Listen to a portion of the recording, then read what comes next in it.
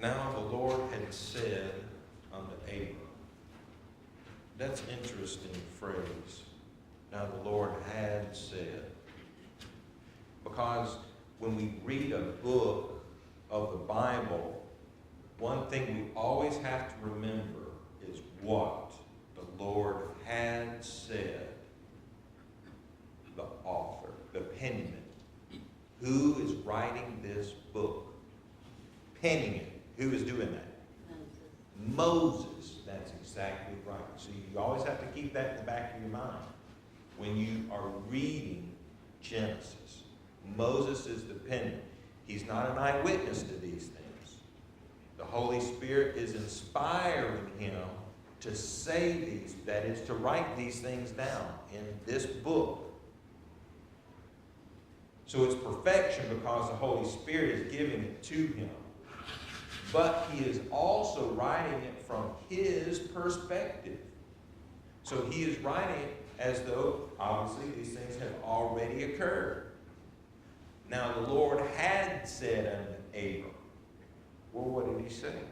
Get thee out of thy country and from thy kindred, from thy father's house, unto a land that I will show thee. And I will make of thee a great nation. I will bless thee, and I will make thy name great, and thou shalt be a blessing. And I will bless them that bless thee, and curse him that curseth thee. And in thee shall all families of the earth be blessed. So in these three passages, we have the beginning of this seed promise. God is telling Abram, you are in this land, Ur of the Chaldees, on the banks there of the Euphrates River.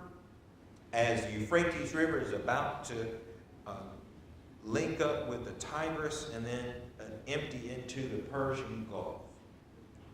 And that whole region there where Euphrates and Tigris rivers are, that's Chaldea.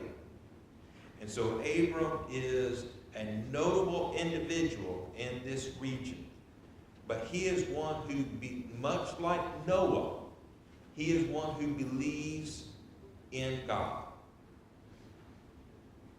I don't know what many people's ideas or pictures are of the ancient world, that it's, just all filled with polytheism, things of that nature. And certainly that did exist. Obviously it did. But God always has had a remnant that believes in him. God always has someone who is carrying the torch of righteousness, much like Noah did back in Genesis chapter 6. Now we have another individual, Abram, who is going to carry that torch yet again. But Abram is just a little bit different from Noah. Instead of the destruction of the world, Abram is now carrying the torch of victory. That's a much different torch, is it not? And we love that. He's carrying this victory, not in that he is going to be made a great nation. Not in that he is going to have a nation that's going to inhabit a land.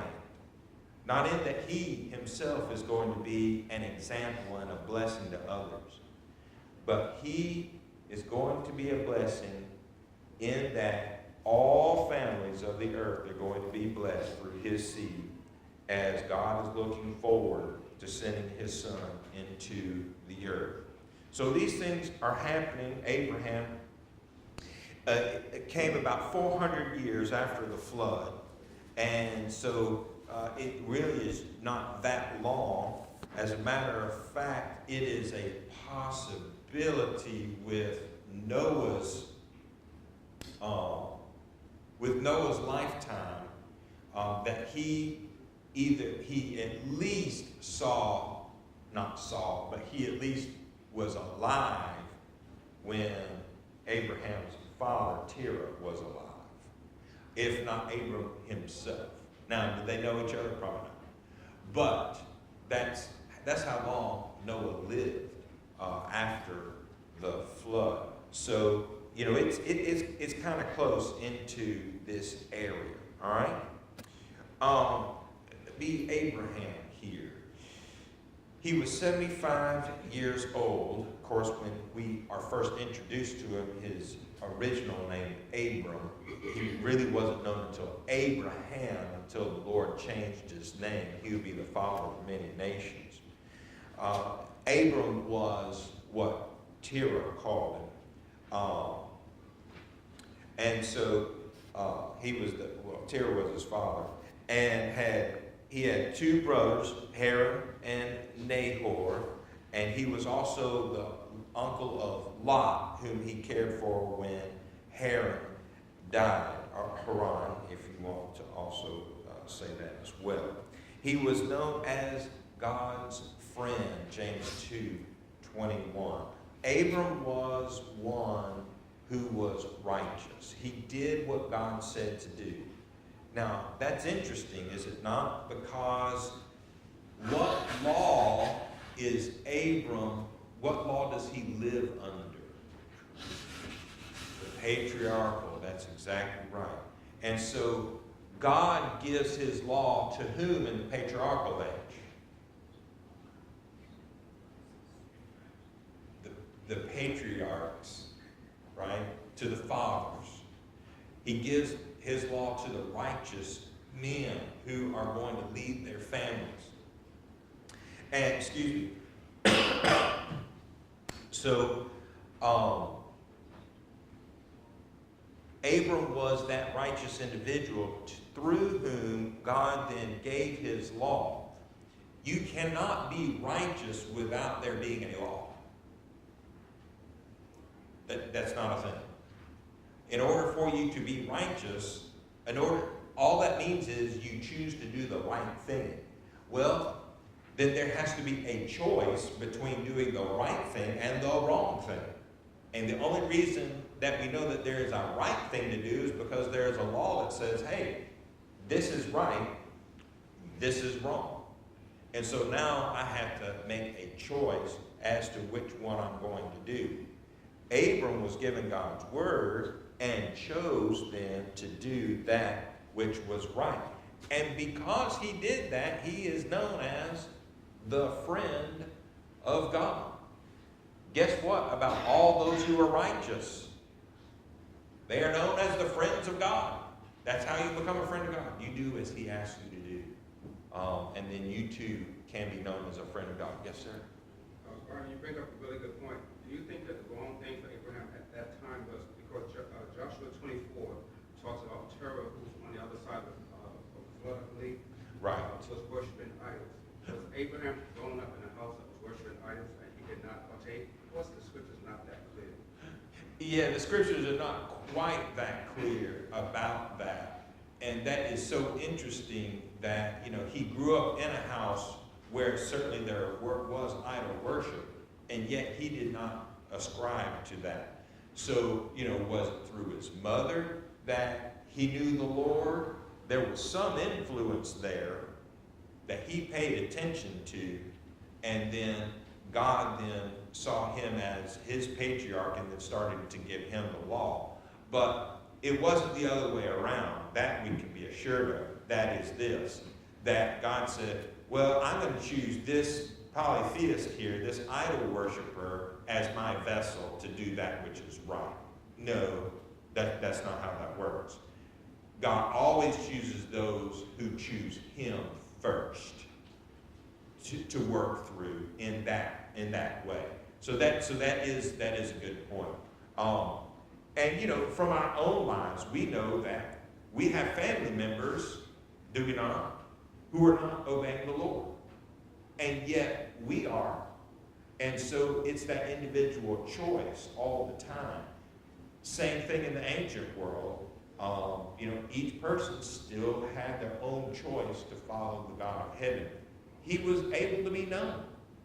Was he not? I mean, we just go to Romans chapter 1 and we find out, hey, God left a knowledge that he exists. The things that he made, they testify to his existence. And so he can be known. So he was known by Abraham. And as a result, then, he became the great patriarch that we know him today. So, yes, there was some influence, but no doubt there was also some influence that the scriptures do not disclose that say, okay, we're going to set you up, Abraham, to be one who follows after the God of heaven. Again, who that is, we don't know, because God chose not to give that information to us. I guess it would be nice to have that information, but in a sense we don't. So, but that's okay. But those are some situations that we kind of have to infer, right? In those areas there.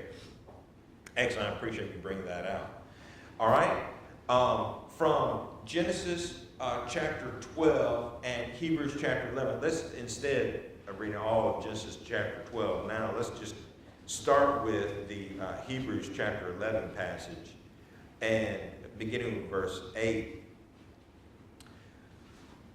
In verse 6, we have how to please God through faith. And then verse 7 begins with Noah, as we read last week, that Noah, being warned of God, moved with fear. And then in the very next, so that, that's a lot of time. And then from Noah, then the Hebrew writer skips all the way up to Abraham. And so he writes, by faith, Abraham, when he was called to go out into a place which he should after receive for an inheritance, obeyed. And he went out, not knowing whither he went. By faith he sojourned in the land of promise, as in a strange country, dwelling in tabernacles with Isaac and Jacob, the heirs with him of the same promise. For he looked for a city which hath foundations, whose builder and maker is God. So Abraham, it's so weird, because on the way here today, we got behind, and then past, of course, a 26-foot U-Haul truck.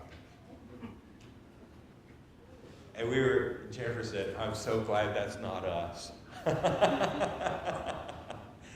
And I said, oh, sweetie, I'm so glad that's not us, too. And I just thought of all the work that goes into all of that, right?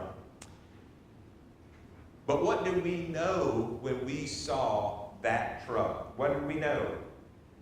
Somebody's either moving in or moving out of their dwelling place. Now, it probably, being in Fayetteville, it probably is somebody in the military, probably, not always, but probably, and they are PCSing either in or out. But guess what? If they are part of the military, guess what they know, or at least think they know? They know where they are going. They have a place to go to. They've already purchased their house. They've already, made those arrangements. Those are things that are done ahead of time. So that when it comes time to move, they collect all their belongings, they move, they have a place to go to. I have moved a lot in my life. A lot. And yeah, every single time I have moved, I know where it is that I'm going to.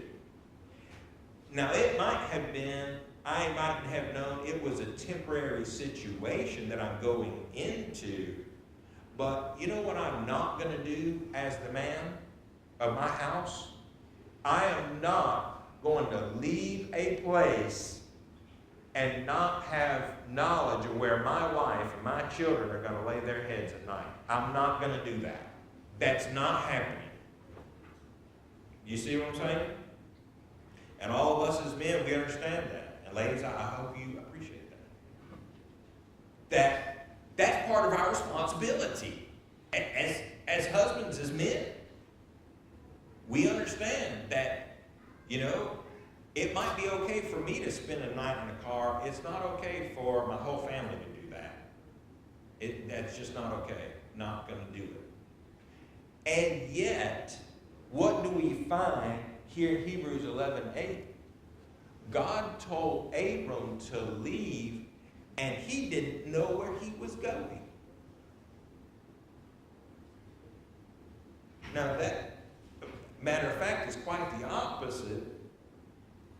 But just at a cursory look, you would say, Abram, you're not a very good husband. Because Abram didn't have what at this time, being 75 years old? No children. He was married a long time. No children. But did he love Sarah? Yes. Yeah, he did. And as a loving husband, he was going to make sure she was taken care of. And yet when God said go, he just did it. And he really didn't know where he was going. And so what kind of a great faith that is. But it was a faith that obeyed the Heavenly Father. God said, I'm going to show you a place. I'm not going to tell you where it is right now, but you just go. And when you get there, I'll let you know. And of course, we understand that the Fertile Crescent goes from the Persian Gulf, follows between and around the rivers, Euphrates and the Tigris, going north to northwest, up into the land of Haran. Okay? And then it comes back down, because it's skirting around the Arabian desert, in a sense. And so it's going around that way. And then it comes back down through the land of Canaan. It has a number of actual rivers through there, as short as they are. They're still there. As it goes down into the Gulf of Aqaba, all the way toward the Sinai Peninsula. But see, then it kind of ends, and you have a little bit of rockiness in between the end of that Fertile Crescent over into Egypt, where the Nile picks up. So God leads them around the desert through the Fertile Crescent. Are we there yet? Can you imagine? Good thing he didn't have children, because they would have asked that question 100 million times. Are we there yet? And all Abram could say is God will provide. That's the only thing he was going to be able to say, as he told his son at 12 years of age there. Okay? So here, God told Abraham, I'm going to send you out. And he obeyed. He just went. He didn't know what the land looked like. He didn't know where in the world that it was. Does Canaan look like that area of Chaldea? Do they look the same? By the way, shake your head like this. No. They don't look the same. Chaldea is a flat river. It almost, it's not too dissimilar to what we are here, actually. Not too dissimilar. And then, of course, Canaan is very mountainous. There are a lot of trees there, but it's a little more arid, and it's very mountainous. Now, there are a few rivers, and there are some fields and things like that flow through there, and that are in that area. But it's very different property. It's a different way of living there. And so that's why so many of the people that live in that area are what agriculture, what do they raise there? Agriculture. Don't think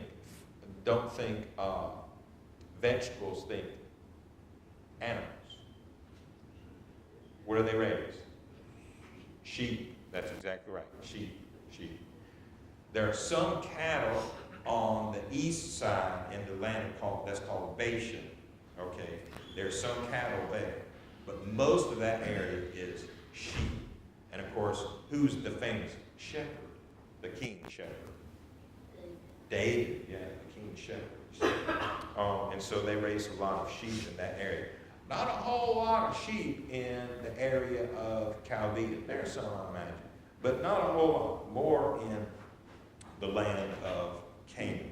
And so life is just different all the way around. And of course, Chaldea was a great city, and it was even said that through archaeology that they had running water in their homes. Okay? We are not talking about people that didn't know anything about anything. Here are situations where, they could go into their homes, they go in their houses, and they had the ability to have running water, comfort, it was the center of, their core family. And so it's nice to have fixed brick walls, that's kind of nice. Because when the big bad wolf comes, you don't want him blowing your house down, and he can blow a tent down a whole lot easier than he can those walls, can you not? That is just how it is. So Abram gave up that nice city dwelling to live in a tent.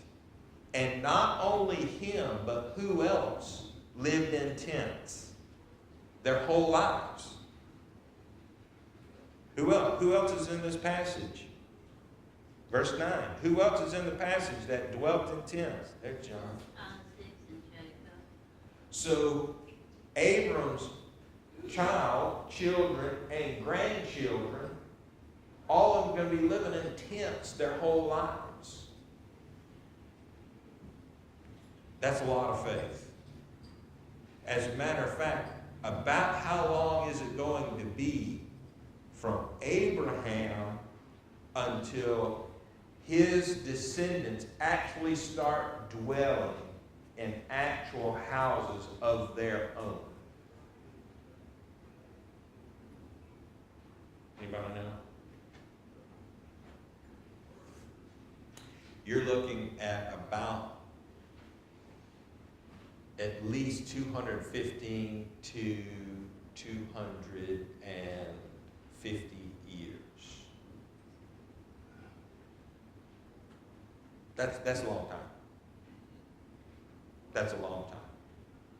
And so from the time that Abram left his house, it would be almost 300 years before another of his descendants would inhabit a home that was not a tent, that was their own. Now they might have had, regular dwelling places in Egypt, but they were in Egypt how? As what? As slaves. And there might have been a little bit of intercourse with Joseph, obviously, but that was an exception. That was not the rule during that time. Mostly they were tent dwellers, all right? And they still raised sheep throughout all that time as well. This was a strange country. They dwelt in tents or tabernacles with Isaac and Jacob, and God gave these boys, when it came time for them to be the patriarchs, God gave these boys that very same promise that he gave to Abram, that through their seed, all nations of the world will be blessed. But they also will be blessed with land. They would also be blessed with a great nation as well. Now, how many children did Isaac have? Did he have just a whole bunch of children? How many children did Isaac have? Isaac? No, he didn't have just one. As a matter of fact, he famously had twins. That's right. But who received the promise? The oldest or the youngest? The youngest. Oh, the youngest, because the usurper, right? He usurped. And so then Jacob usurped Esau there, okay? Now, and of course then the Lord changed Jacob's name to Israel. He changed it to Israel, so children of Israel. Now, Jacob, did he have a lot of children? Did Jacob have a lot of children? He had a good many children. He had 12 sons and one daughter. And those 12 sons then became the heads of this nation. And so you had 75 people, or 70 going into Egypt, 5 were there. So you had a start of 75 people in Egypt, and then of course it blossomed into a million, million and a half, couple million. It was a lot of people. 215 years later, when they would enter into the promised land. All right. So, but did Abram know all that? No, he didn't know it. Did he see any of that? He didn't see anything. Because all those things happened after he died. So everything that God brought about to Abram was after his lifetime. And then through that seed, how long did it take for the Son of God, Jesus of Nazareth, to come into the world? Was it like a few generations after Abraham? No. No. I mean, you're talking about 2,500 years. You're talking a long time in between the promise given to Abram, especially in Ur of the Chaldees, all the way to when Jesus actually made his entrance into the world. That is a great period of time. No wonder we have 2 Peter 3:9. A day is as 1,000 years, and 1,000 years is as a day. Now that's what he's talking about. That is the context that is given there. That when God told Abraham, okay, through your seed, all nations of the earth are going to be blessed.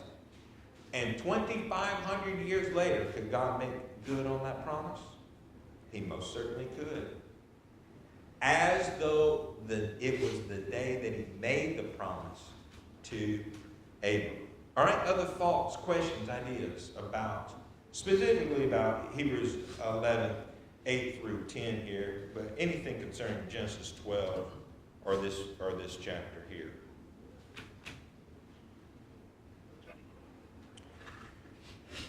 All right, let's go back to Genesis chapter 12, verse 4 and 5.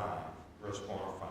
So God told Abram that he would, there was a land promise, there was a national promise, then there was the seed promise. So what occurred, verse 4, so Abram departed from Ur of the Chaldees, as the Lord had spoken unto him. Now Lot went with him, and Abram was 75 years old when he departed out of Haran. And Abram took Sarah's wife, Lot his brother's son, and all their substance that they gathered, and the souls that they had gotten in Haran, and they went forth to go into the land of Canaan. And into the land of Canaan they came. So what had occurred, which we don't have in this, we find it out later, is that Abram left Ur, went up north to Haran. There his father Terah died, and then from there Abram took Lot and other family members that they had, and then came down into the land of Canaan. And so what kind of a parallel, he asks us here, what kind of a parallel is this for us today? Dwelling in the land of Haran. Anybody? Any thoughts? Now we purchased land, service area. Say again? Isn't that the area where he purchased the land? No, that was in the land of Canaan where he purchased the tomb. Why did you have to bring that up? The cave of Machpelah.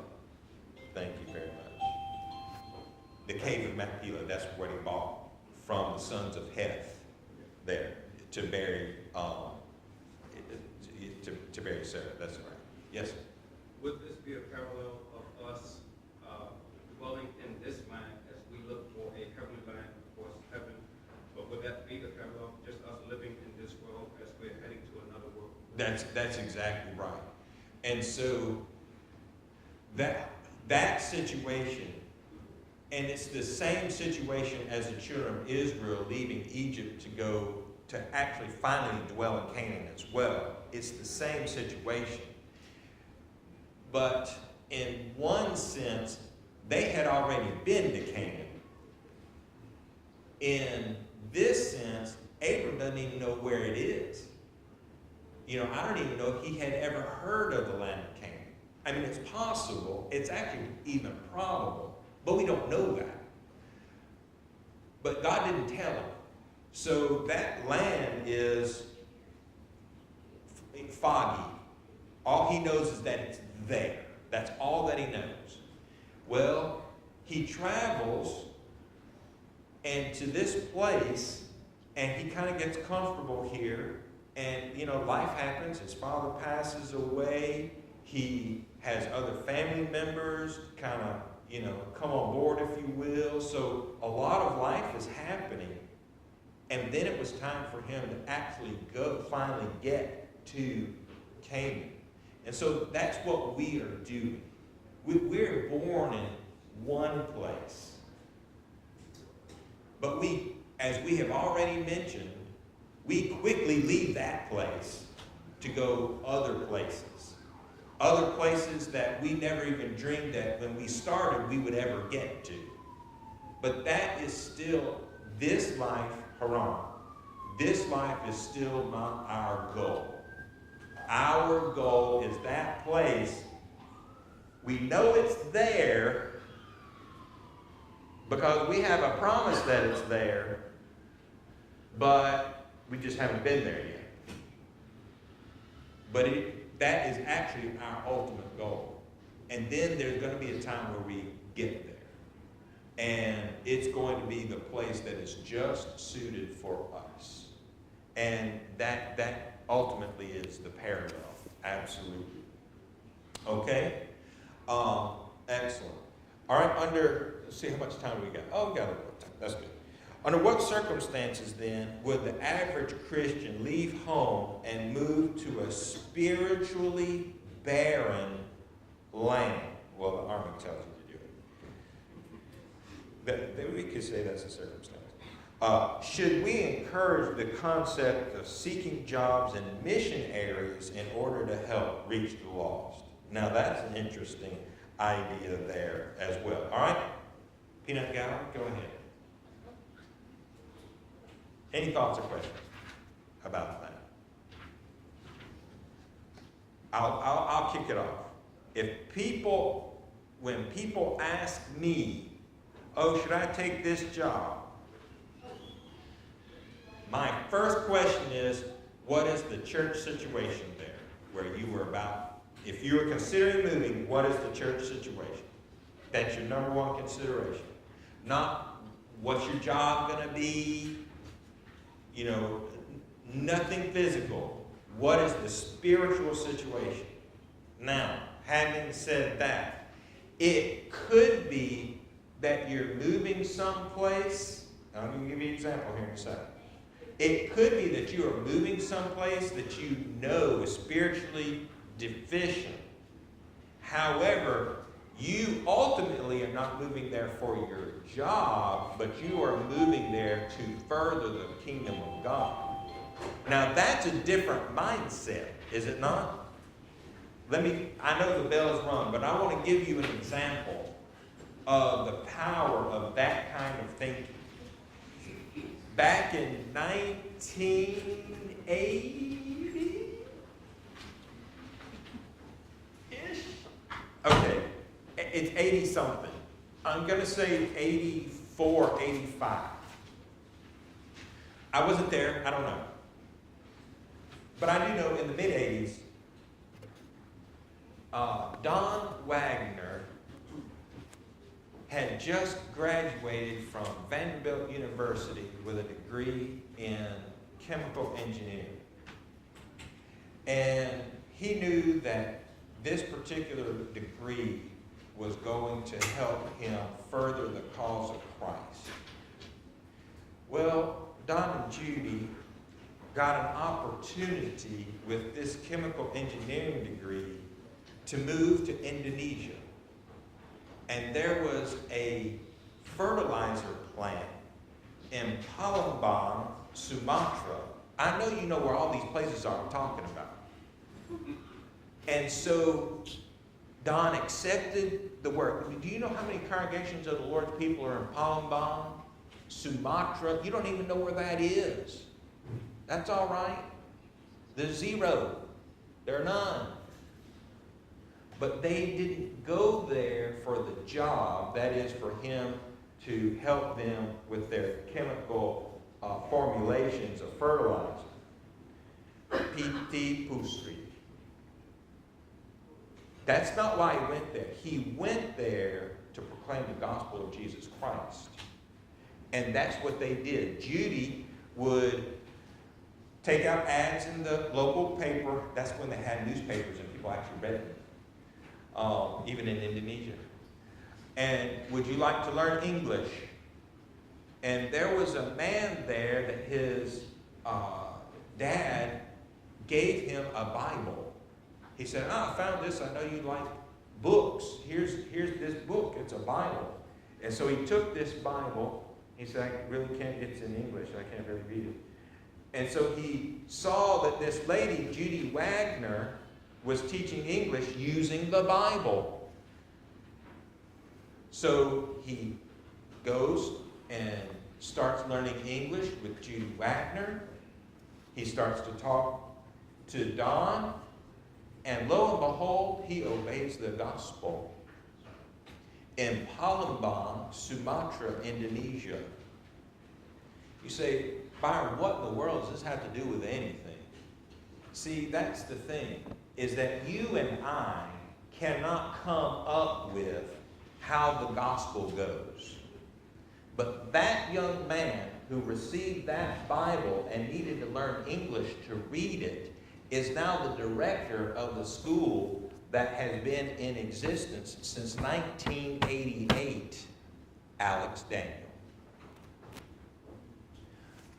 Because a man got a chemical engineering degree from Vanderbilt University.